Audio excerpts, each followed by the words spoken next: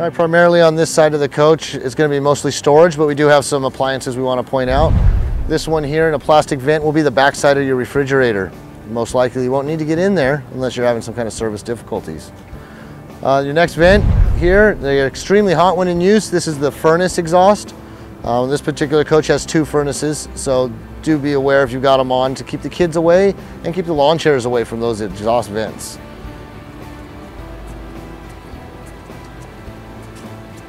Right here we're going to have the second exhaust vent from that furnace system. Right here inside this panel is going to be a quick way to fill your fresh water. If you're not connected to a city source, it has a small opening that you just set the hose inside, turn it on, and let it fill till it starts spilling out the side here. Very simple. It's called a gravity fill. Coming back here, we have the water heater door. You'll find that these are the same on all motorhomes. You've got the exhaust from this point here. It does get extremely hot when in use, so again, keep the kids and chairs away from this item. Inside of this bay, you'll never find a lock on them. It's because it's got the propane. In an emergency, you don't want to be looking for your keys. Okay. Any state you go to will fill your propane for you. So there's no need to educate you how to fill the propane. You simply find the gas station attendant to do it for you. And here is your emergency shut-off valve. If you're in a car accident or have a kitchen fire, you need to shut the propane off, much like your house after an earthquake. You come over and simply turn the valve to the off position.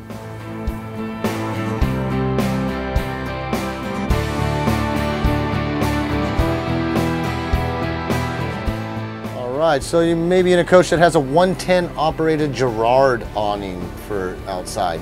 Usually there's going to be a remote control for this type of system, and it's going to be in a cabinet, usually in the front driver's area. Okay, this particular one has a small remote. It's a one-touch system. You're going to hit the button one time on the lower button. It'll come out. If you want to stop it at any point, hit the center button. And then to bring it back in, we're going to hit the upper button. To get it to operate, you have to have 110 power, either from your generator or from shore power being plugged in. So we'll simply take the remote and we're going to point it out at the awning, and it'll start to operate. And when it gets out to its end point, it will stop. And if you're at a desired point, you can manually stop it with that center button. And retract it with the upper button.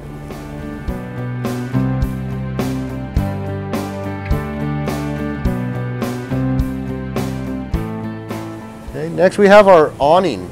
The controls for the awning are most likely above the entry door and located inside of the cabinet. It'll have a small push button for extend and retract, and you simply hold down till the awning is all the way out and hold down on the retract until it's all the way closed. It will not operate if the engine is running. That way no kids can push it out while you're driving.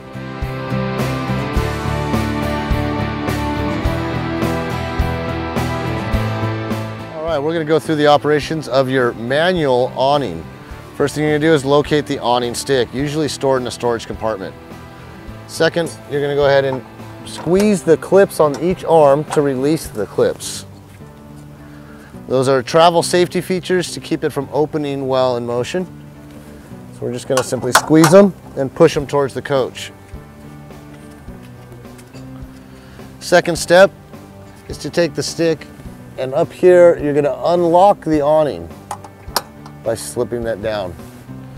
The next step would be to go and locate the strap to pull it out. Once you've hooked the strap, we'll go ahead and just start pulling it open.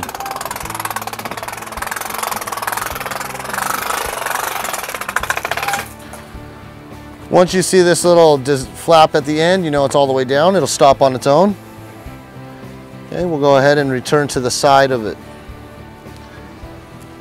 At this point, we're going to go ahead and bring out the wind rafter arms, and those clip up into place. Some of these models actually just slide up into place. Either way, they operate the same. We'll put a little pressure down on it and tighten up the knob. Okay. We'll do the same thing on the other side.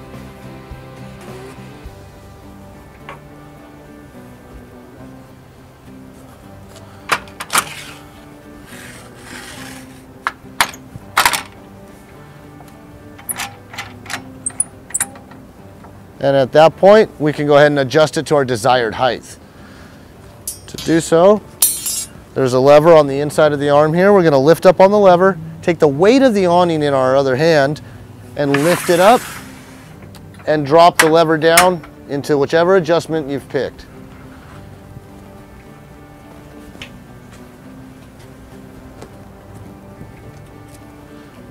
Same thing on the other side. Okay. And we do want to secure our strap when it's in the upright position so the wind doesn't carry it away. Usually just tie it around here. Okay, now we'll go ahead and do the opposite and put this thing away. Okay, we're going to take the arm, take the weight of it, release the handle, and slowly bring it back down onto the other side.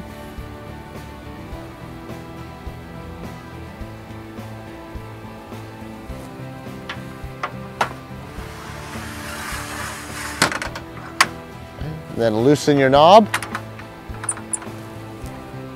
release your arm. Now if you have a model that slides in the track instead of releasing, it's going to have a release point right under here. You just simply pull down to release. You make sure that we rest it back in its original location. We'll need the stick for the last part of the operation. Bring down this arm as well.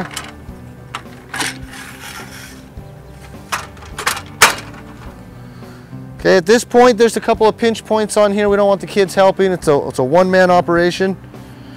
You want to have the rope tightly in your hand, pull slightly down, and that lock we started with, we're going to push back towards the coach, and that releases the lock. At that point, it's under an extreme tension. So make sure you're going to hold on to the tube and the rope and return the rope to the center of the awning. Once you're at the center, you're going to slowly release. Get your hook in the strap there. And the most important after closing it is to come up to the arms, squeeze the two arms together until they've locked into position.